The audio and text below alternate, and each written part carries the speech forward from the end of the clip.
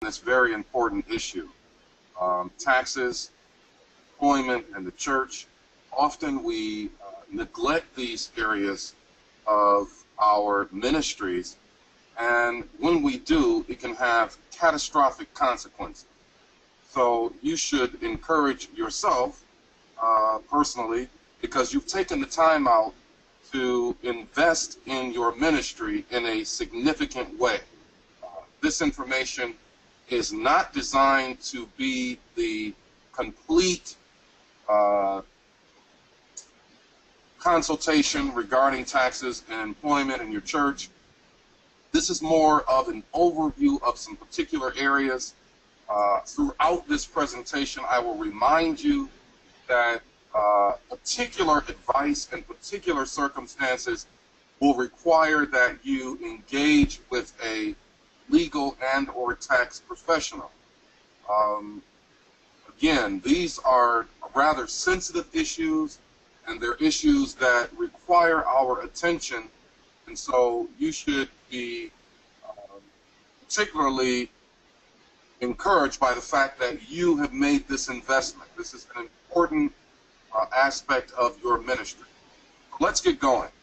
The first thing that it is important for us to know, and we all kind of know this intuitively almost at this point, is that churches and the ministers who run the churches enjoy a special tax law treatment.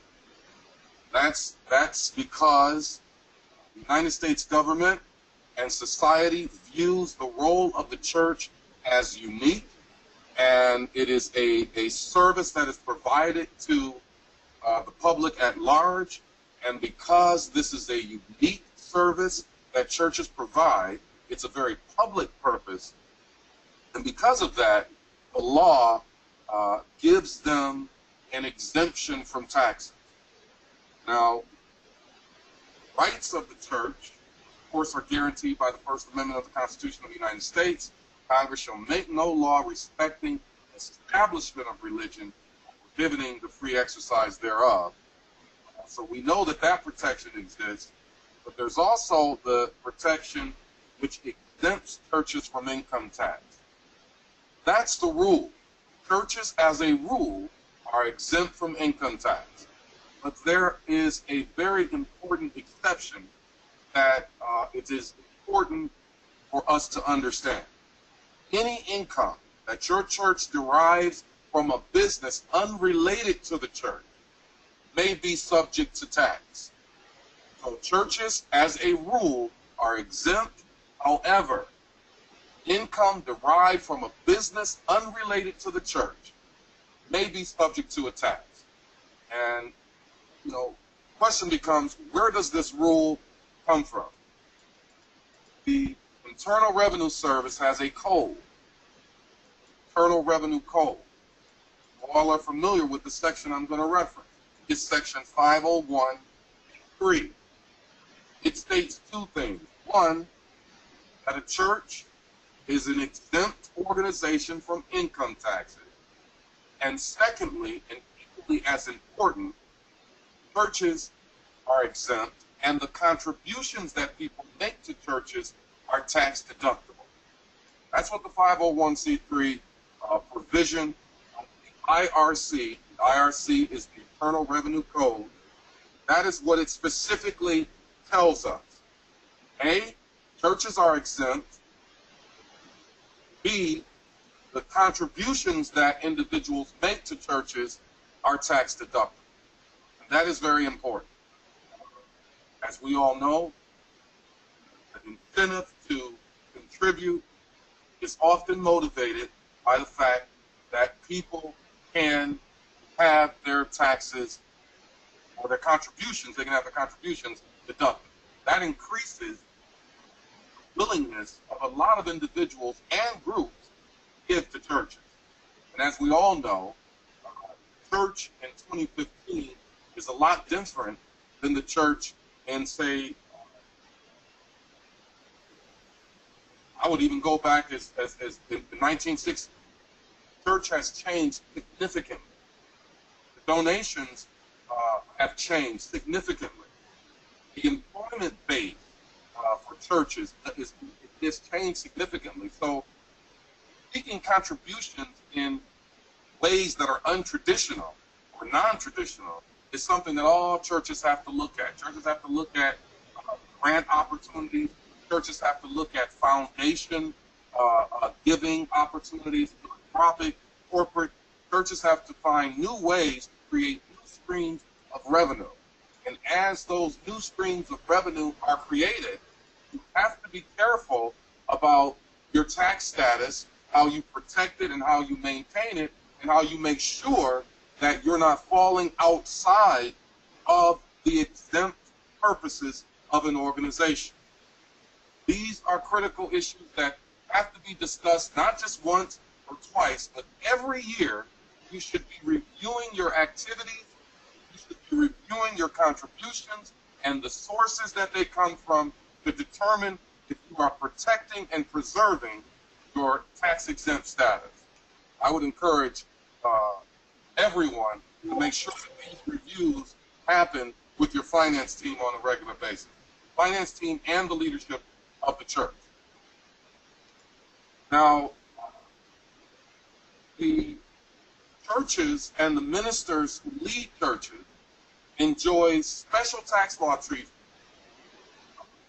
based on what we've talked about, the 501c3 provision of the tax code.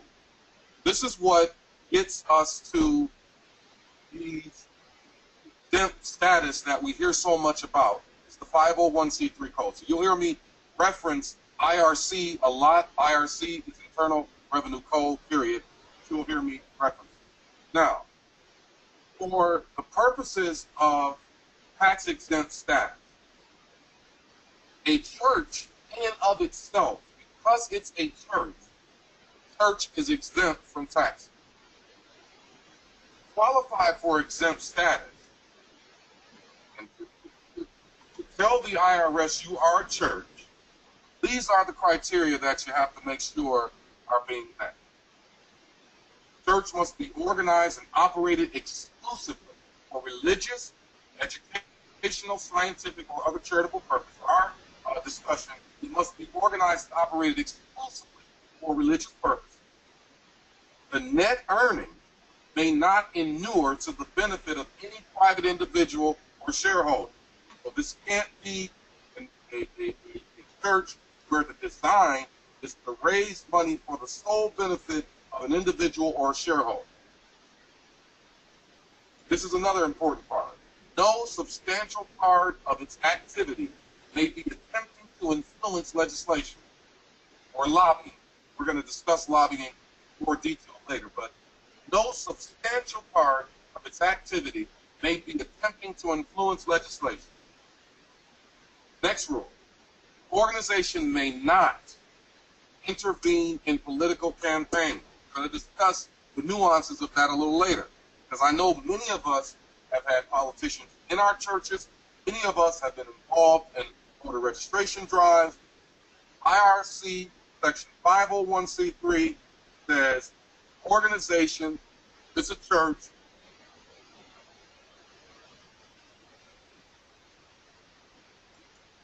a little later. Last thing is, churches' purposes and activities may not be illegal or violate fundamental public policy. Because we don't want people saying they're a church just to get the tax-exempt status, when in fact they have some other purpose, some purpose that might not necessarily be within the boundaries of good fundamental public policy. So now let's talk about taxable activity. This is the area that gets many churches in trouble. What is taxable activity? What is not taxable activity? Now, I have to say this, and I'll keep saying it, because it's an important point, and it's one of the takeaways that I hope you will let linger in your heart after this webinar.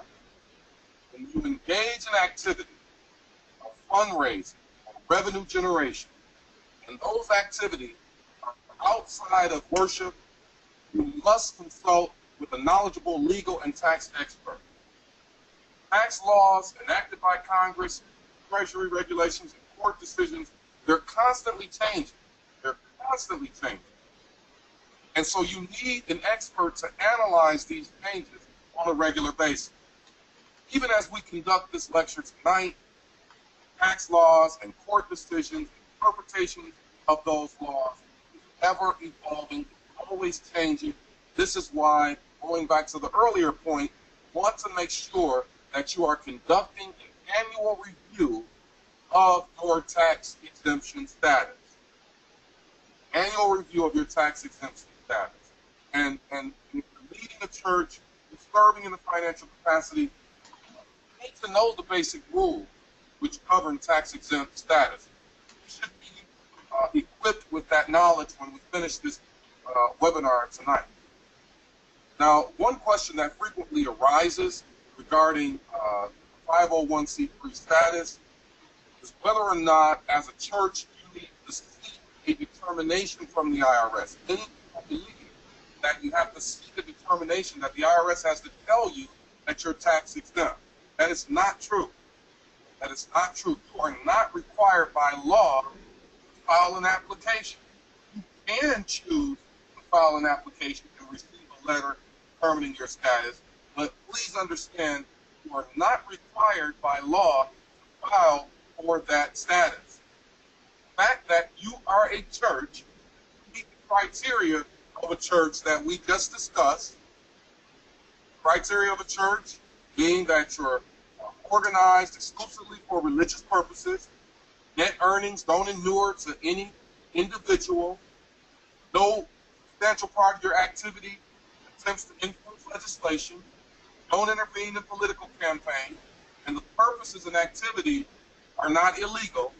Those criteria fit your organization, our church, according to the law, according to the tax code, to our church, and as such, you are exempt from taxes by the federal government. That status is because your organization meets the criteria at the Internal Revenue Code, the IRC, that it lays out. You meet those. The other question that people frequently ask is whether or not there's some special number that the IRS gives which evidences your tax status. That is not true. The number that you are given is not evidence for tax status. Okay? It's not evidence for tax status. So you need to always be examining how you're engaging, what you're engaging in to determine whether or not you are meeting this criteria. This is some of the issues that really matter. Taxable activity.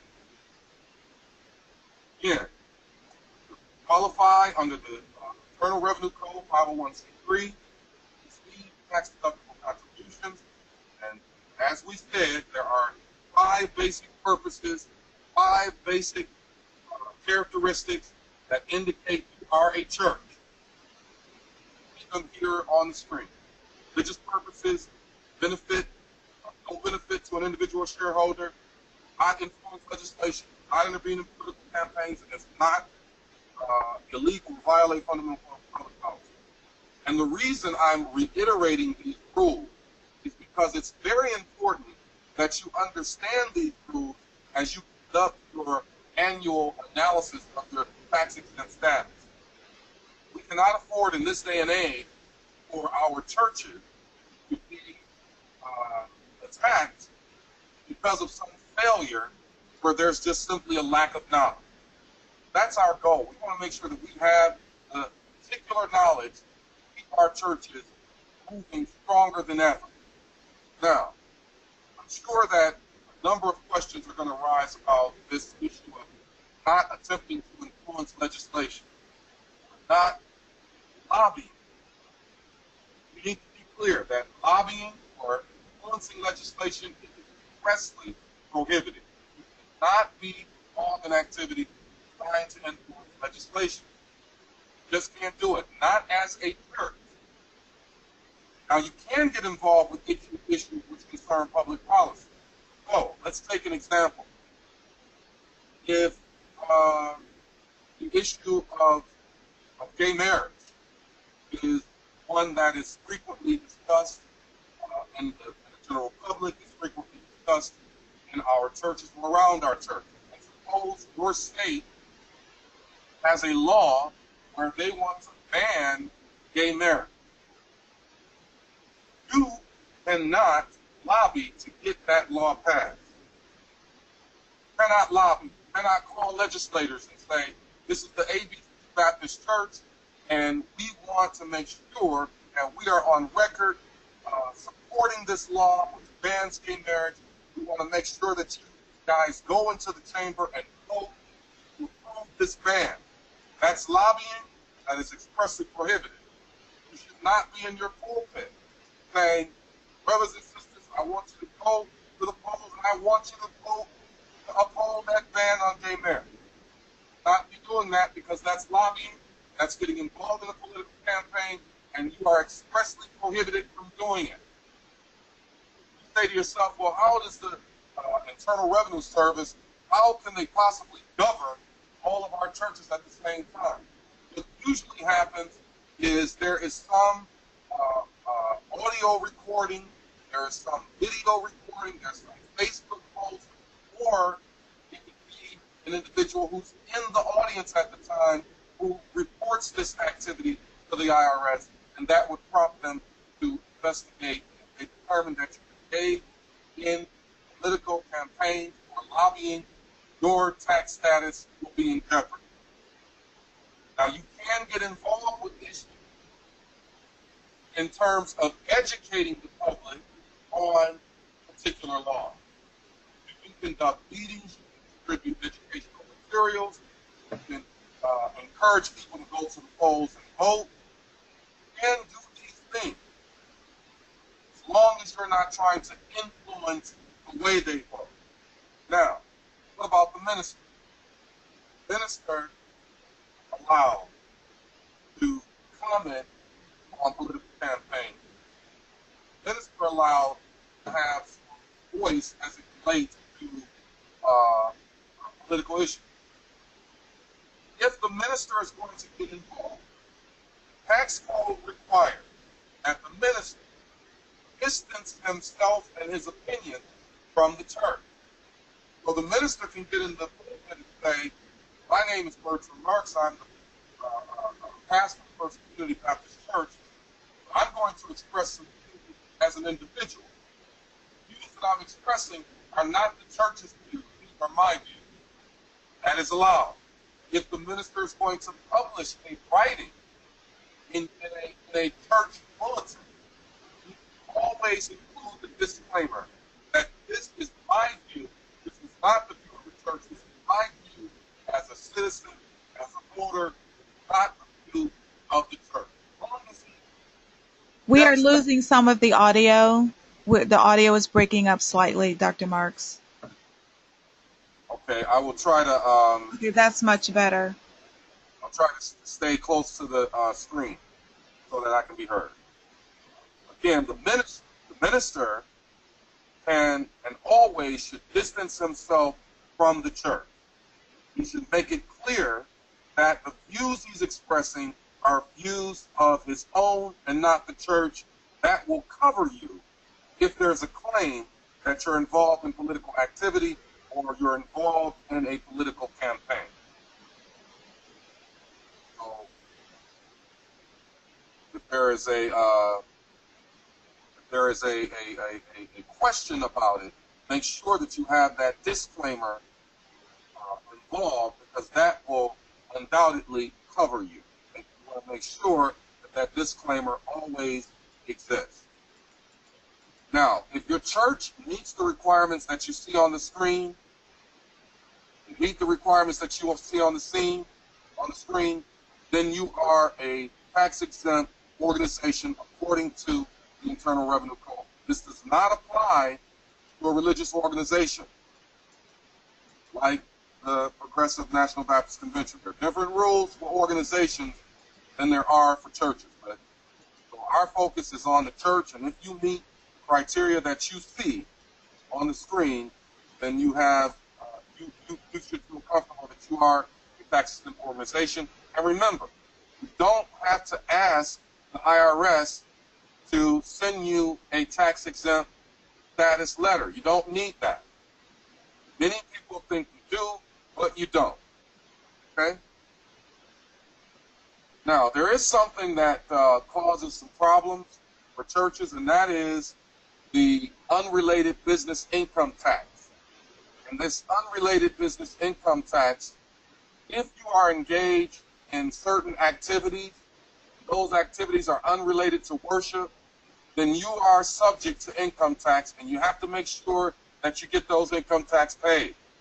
You have daycare, you have rental property that's been financed or encumbered. If you have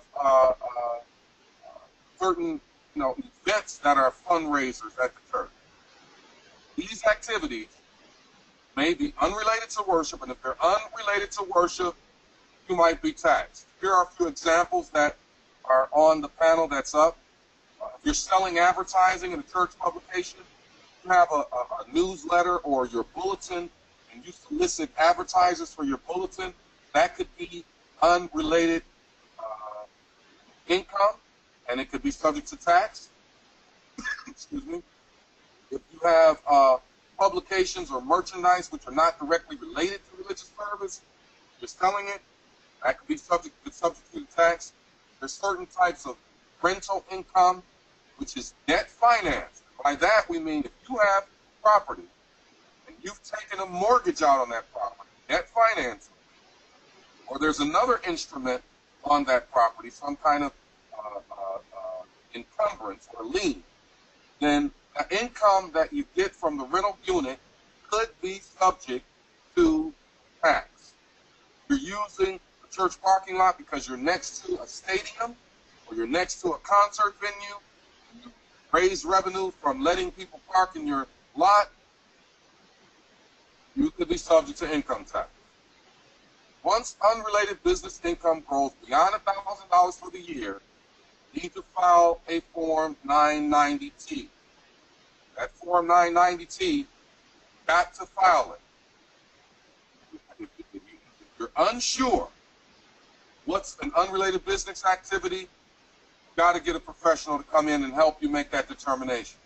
Because failure to file that 990 can cause you all kinds of problems.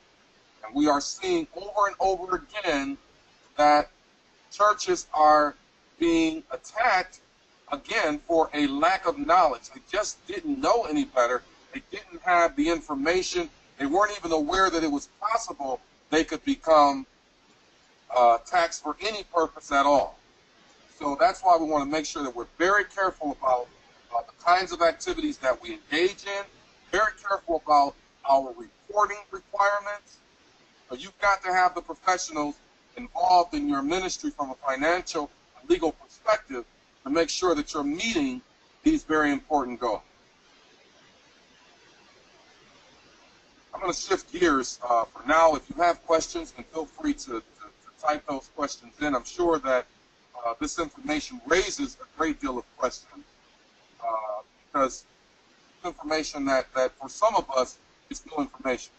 Before I go to the employment issue, I want to just make a few very important notes about unrelated business income tax and also activities which could be deemed unrelated to worship and subject you to lose your status. There is a way that you can get involved in political campaigns. I don't recommend it, but I have to let you know there is a way that you can be engaged in lobbying. But if you do engage in lobbying, there's something called the expenditure test. And the IRS will look at how much money you're spending to lobby, and they make sure that that spending doesn't exceed a certain amount.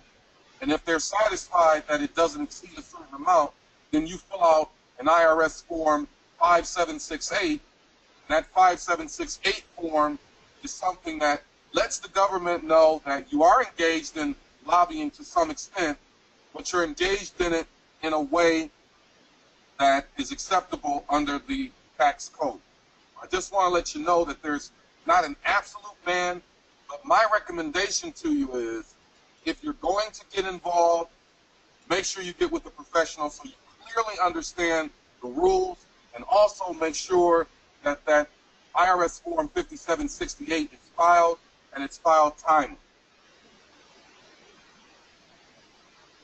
Make sure that if there's any publications, make sure that if there's any statements by the minister, that the minister includes a disclaimer.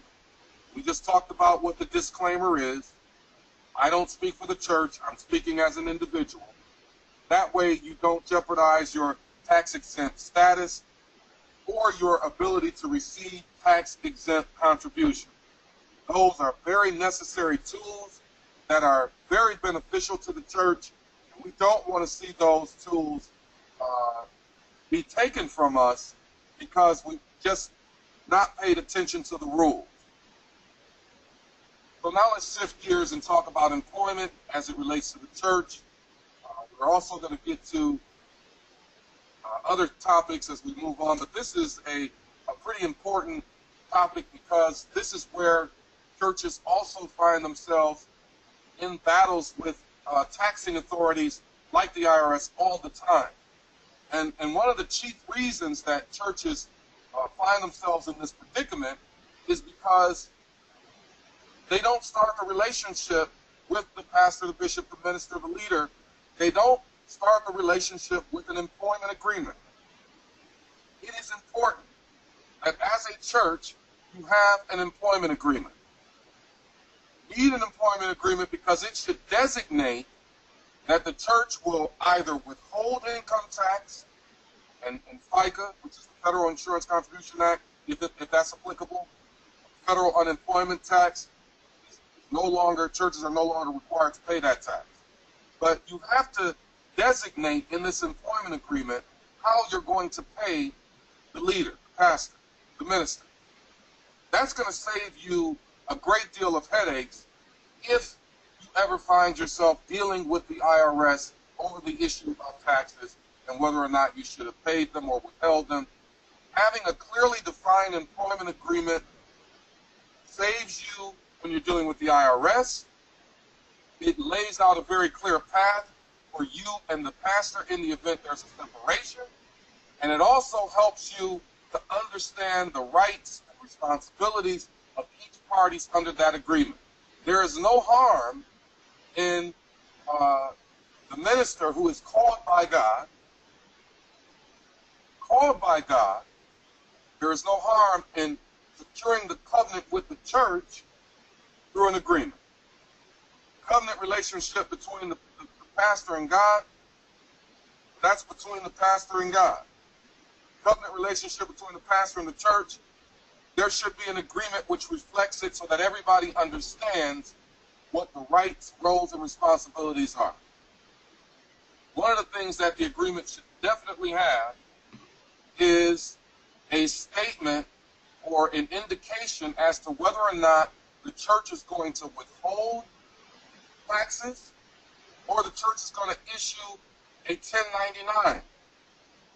That means that the minister is deemed an independent contractor and he will be responsible or she will be responsible for paying their own taxes.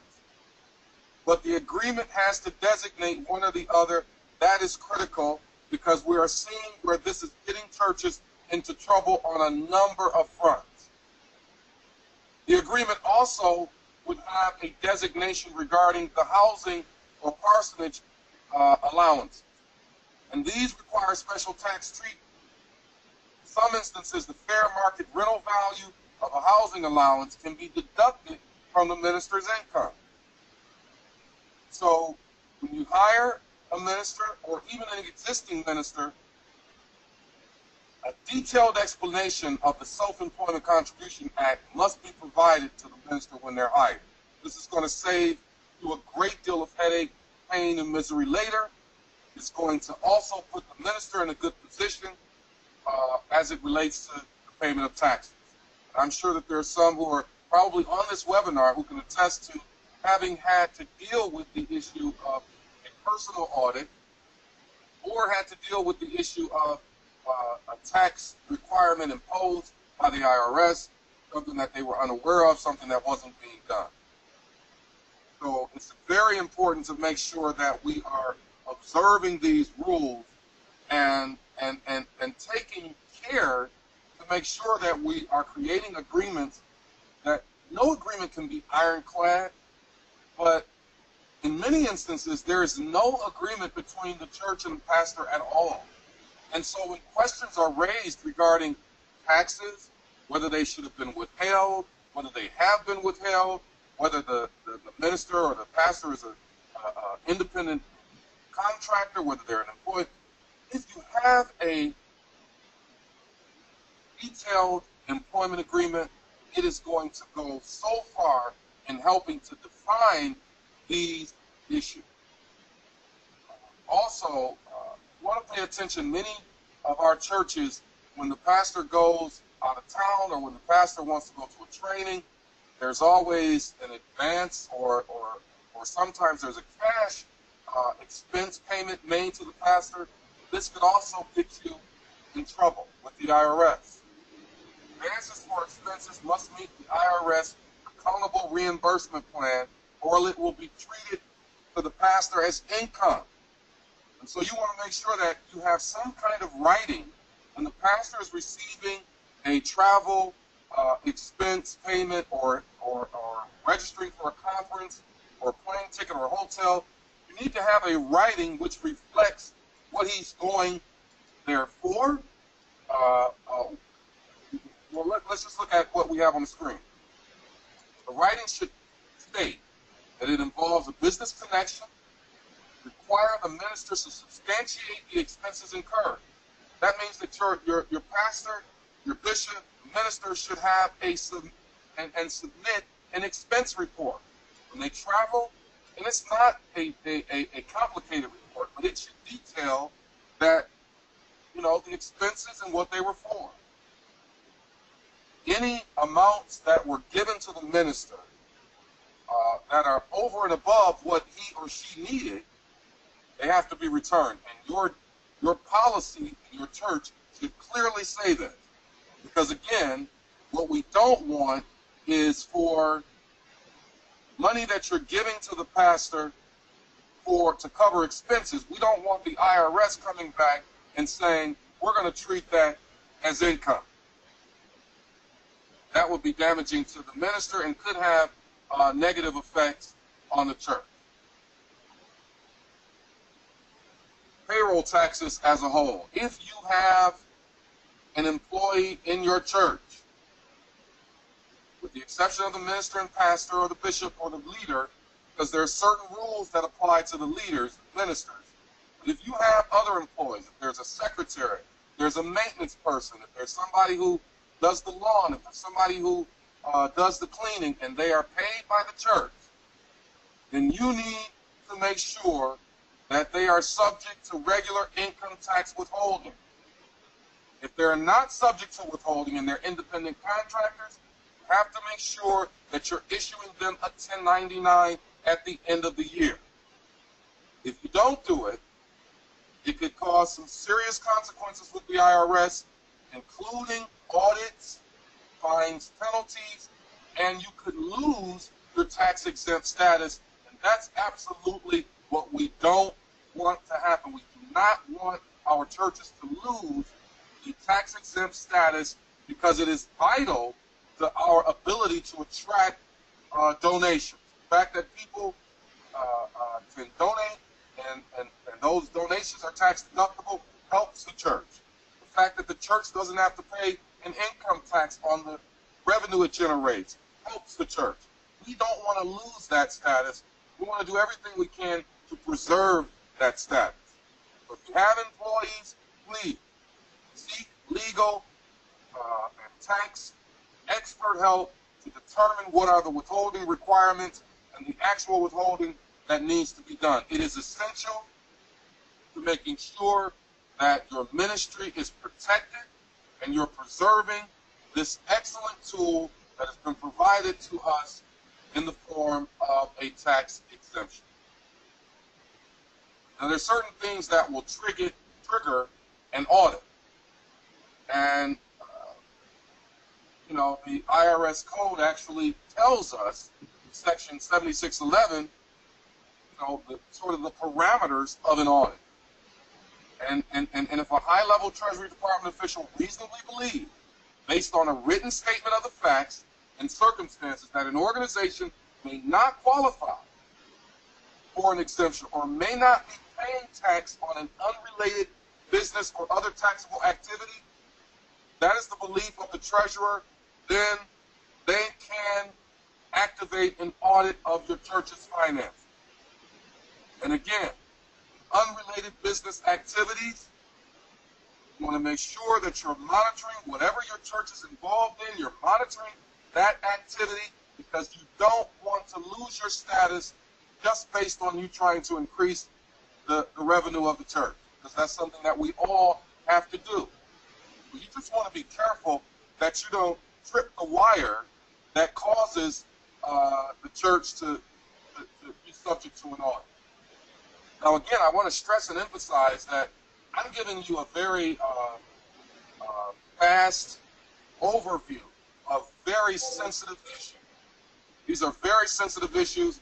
I'm moving rather quickly through them, and so I cannot stress enough for you to seek professional advice when you have questions regarding your exemption status, you have questions regarding income withholding, you have questions regarding unrelated business activity.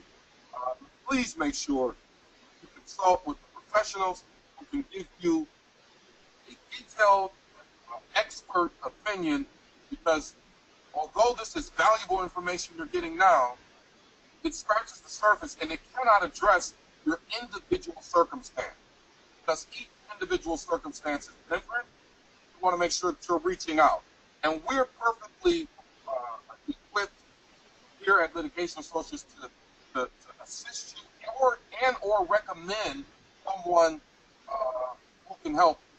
So don't be shy about reaching out to us. This is why we agreed to conduct this webinar, because this information is so important.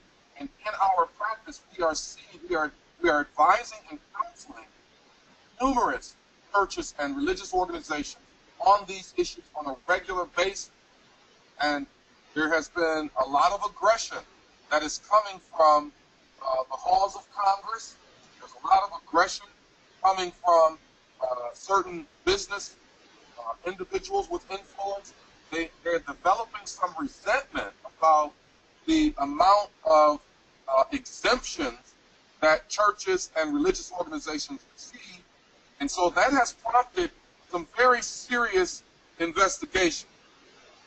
And I want to just talk about one of those investigations, because it really hits very close to home, because it singled out churches from a number of different denominations, but particularly singled out Baptist churches, singled out New Birth Missionary Baptist Church, and so we need to be careful about how we are paying attention to what's going on in Washington, D.C. There has been a number of efforts to try to remove tax-exempt status from the church.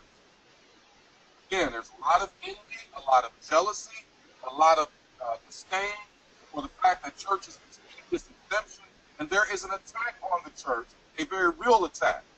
Republican Senator Chuck Grassley, while he was serving as the ranking member of the Committee on Finance, conducted an extensive review of churches and their income and their tax-exempt status. In this review, he sent out questionnaires asking churches to submit their information. Churches did not submit their information. They were treated in this report a little differently than some of those who did submit information.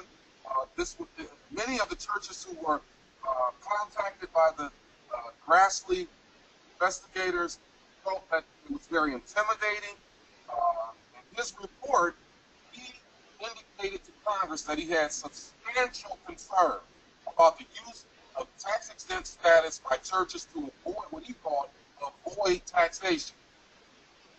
So he presented this image of the church as if the church is collecting these exorbitant sums of money, that these sums of money are being used for the benefit of the leaders, and that as a result of that, the tax-exempt status should be reconsidered, and that, you know,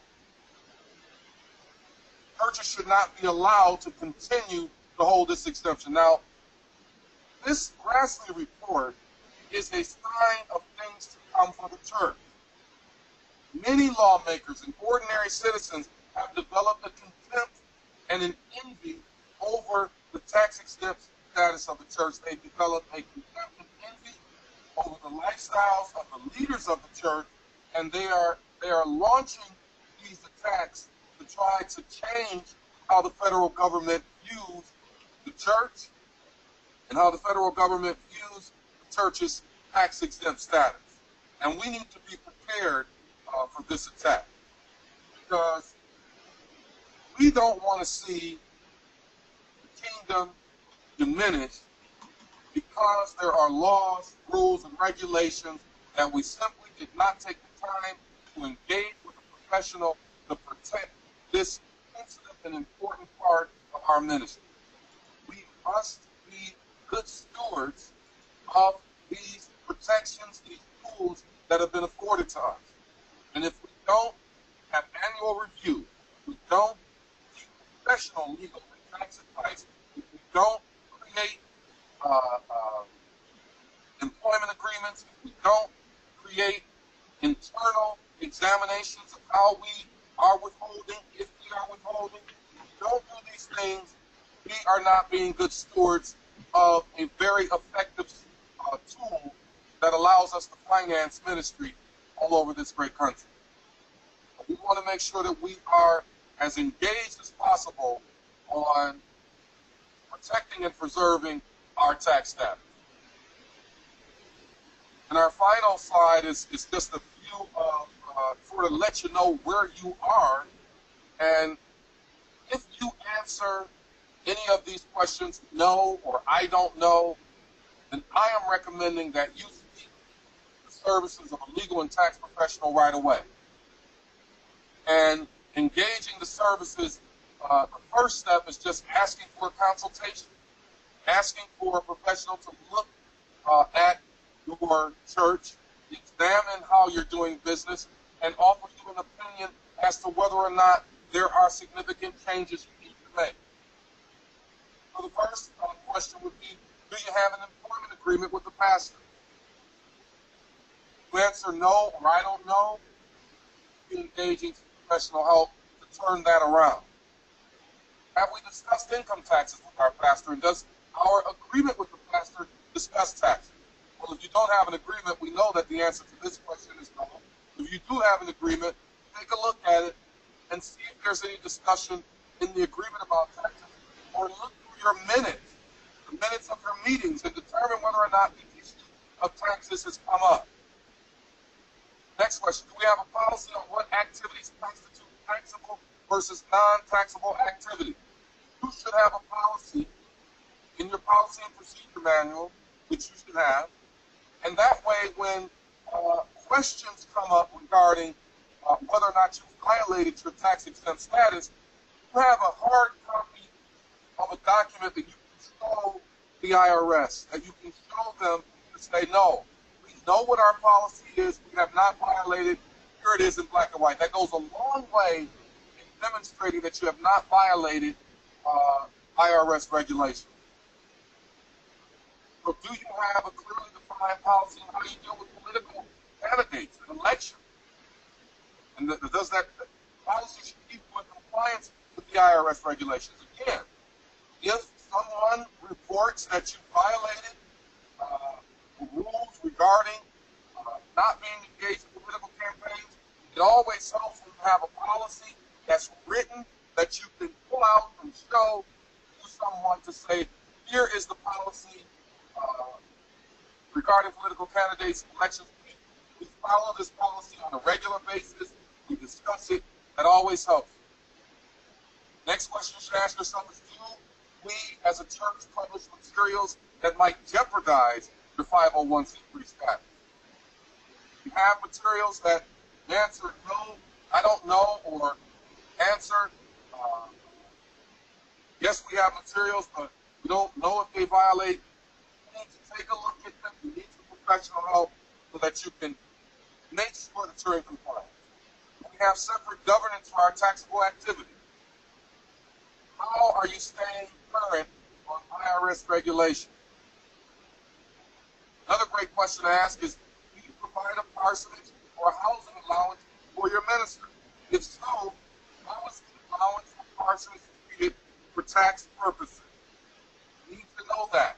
The housing allowance of the parsonage is causing major concerns for churches across the country. You've got to make sure that you are managing that issue, that you understand the implications from a tax code perspective. The best way to do that is with professional help. How often do you review your tax or employee policy?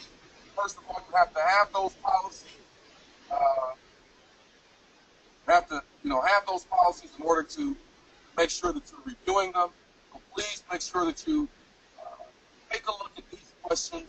Make sure that you are focused on these issues. Make sure that you are constantly reviewing because they are ever changing. The landscape is, more and more difficult to navigate when you're not paying attention to the changes that are happening. There are court decisions, rule changes that are happening on a regular basis. And we want to make sure that we preserve the kingdom, that we are being good stewards, and the best way to do that is through examining some of the issues that we've talked about today. We've got a few more minutes left, and I sincerely invite your questions. I know you have questions, and I think we have about 10 minutes left for questions, just a little bit under 10 minutes. So if you have questions, please type your message in. I would love to hear from you. My contact information is here, and so feel free to share this with others and to contact us at a later date. But we want to make sure that if you have questions out there, we want to get to those questions to help you to navigate good answers that will keep you moving in the right direction. Thank you, Dr. Marks, for the very wonderful and extremely informative webinar. We do have several questions, so we want to go through these as quickly as we can in the last 10 minutes that we have. The first question is, if a pastor is paid only with a housing allowance, does he still need to have a salary as well? Well, if he's only paid with the housing allowance, does he need to have a salary? Yes, that is the question. My short answer to that is no, he doesn't need to have a salary. However, you have to examine how the housing allowance is being treated for tax purposes. So you want to make sure that the IRS doesn't attribute that housing allowance to him as income. Because if they do, then they're going to expect that he's going to pay a tax on that income. So the bigger concern is, how is the allowance treated for tax purposes? Thank you. Next question. As a church, can you allow politicians to visit your church and make appeals to your congregation as long as you do not endorse them? As a general rule, if you don't get actively involved in the campaign, you can have them come. But the IRS gets a lot more specific. The code requires that if you're going to have a candidate come, the candidate cannot solicit votes from your congregation. He can talk about issues, he or she can talk about issues, but should not be soliciting votes. And then there's also a requirement that you give an equal voice, at least an invitation, to the opposition candidate so that they might have an opportunity to speak before your congregation as well. Again, if you're contemplating having politicians come, if you're contemplating having an issue or a ballot initiative discussed in your church, you need to sit down and you need to go through the code with a professional and make sure that you don't blur that line. Because in this age of social media, you can be reported rather quickly. So make sure that you get professional advice before you jump out there and do it. Okay, thank you. Next question. How would you classify the difference between the church and the religious organization? That's an outstanding question. That's an outstanding question. The religious organization, the greatest distinction that I can make is that the church is purely for worship, purely for worship. The religious organization is usually an assembly of churches that's designed for advocacy, that's designed for membership support, supporting the individual members. That's the clearest distinction that I can draw, but it's an excellent question to ask because they are treated, both the church and a religious organization are treated differently by the tax code. Excellent question, and I hope that I've given you some insight on that. Thank you. Next question. Should a monetary gift to a pastor be accounted for as income in tax preparation? Technically, a gift is not considered income. However, if you're going to gift your pastor, you need to make sure that you are treating those funds properly in accordance with the tax code. So even though you might be calling it a gift, if that gift is attached to his performance in any way, then it will be deemed compensation. So it's a nuanced issue, and that's why you want to make sure that you have a tax and legal professional to give you guidance before you do it, because you might deem it a gift, but the IRS, according to the IRC code, may determine that it's something different. Excellent, thank you. Next question, do you have a list of the exemptions that a minister can claim in his tax returns? No, I don't have a list that I can give you here, but when a minister is preparing his taxes, you need to be aware that that exemptions do exist, and a qualified legal or tax representative can give you those, because it would be irresponsible for me to just throw out exemptions. They may not apply to the individuals on this call. Each case is different, and that's why you want to have a professional to analyze those issues for you. I'm glad to hear that question, because that means that you're thinking in absolutely the right way, because those are the kinds of questions you should be asking, and those are the kinds of questions you should get answers to before you file. Thank you. Next question states, I have seen numerous items of concern. I also saw that I could not copy what was viewed. Can I see all of this information at a later date? Yes, every registrant will receive via email a link to the full webinar. It will be placed on YouTube, and you will receive, a link to the full webinar. Next question. Are there other items other than taxes that should be included in the pastor's agreement with the church? If so, please tell us what those are. Oh, absolutely. Again, another outstanding question. This is a very informed group. That's an outstanding question. Yes, there are a number of things that should be included in the employment agreement, and one item that I'll mention in particular is there needs to be a separation clause, and that separation clause should clearly define what financial remuneration the pastor will receive upon separation, if any, and it should also describe the conditions under which separation might occur.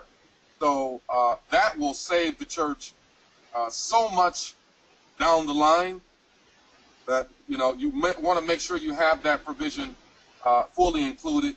You also should make sure that you describe the circumstances of evaluation. How is the pastor evaluated? And again, that goes back to an earlier question, like, well, we want to give gifts to our pastor. I've had a situation where the church gave gifts to the pastor based on performance, but those gifts wound up not being gifts, but bonuses, and they were subject to tax, which the church and the pastor were okay with. They just didn't know, and so they gave them out over a few years and wound up with a rather large bill. But again, Those are the kinds of issues you want to make clear and specific in the employment agreement. That's an excellent question. Thank you. Thank you. We have about 3 minutes left. If there are any other questions, please type them into your chat box at this time while we're wrapping up. Again, we do have time for just a few more questions. Please feel free to type them into your question or the chat box on the right-hand side of your screen. And while we're waiting for any more questions, is there any more last bits of information, Dr. Marks, that you want to share with the audience? Yes, I don't want to sound like an alarmist, but this is a very important issue, the church and taxes, and I really encourage everybody to do an analysis. Make sure you get an analysis done, because this is something that is critical to our existence, and we want to make sure that we're doing everything that we can to be good stewards. So I don't want to sound like an alarmist, but by the same token, it's an important enough issue that I encourage everyone, for the sake of your ministry and its longevity, please, get this analysis done and stay on top of it so that we can preserve the kingdom. Okay, thank you very much. We're going to wrap up now. There's one last question asking whether or not we're on Facebook. The Progressive National Baptist Convention is certainly on Facebook at Progressive National Baptist Convention. You can like us. Dr. Marks has listed his email address. Is there any other information, a website, Dr. Marks, or are you on Facebook, or any other information that you would like to provide? You can email us. You can call our office. You can send us a letter. We will respond to you. We'll do everything that we can to help you. This is an important enough issue. I hope you won't be bashful about reaching out to us. So my email address is there. The phone number is there. Feel free to contact us at any time. And one last question. It says, our pastor and church are relatively new to the code and system. To ensure accuracy and competency, should we be advised by a legal pro? Absolutely. I'm going to say that anytime you start anything, most especially something as important to the community as a church, you should have expert legal and tax advice to guide your decision making, to guide how you operate, to guide how you develop that organization. I think it's an essential ingredient to the creation of any organization, especially a church. Thank you so much, Dr. Marks. This concludes our webinar. We want to thank you for this extremely insightful webinar. Again, everyone, you will receive a link to the full webinar, so please check your emails. You will also receive a very brief 6-question survey. Please give us feedback. We do appreciate it. And thank you, everyone who's on the webinar, for attending. We hope you continue to go to www.pnbc.org and look for additional and upcoming webinars. Thank you for participating this evening, and we hope that you all have a very, very blessed night. Thank you. Thank you again, Dr. Marks. Got it. Take care.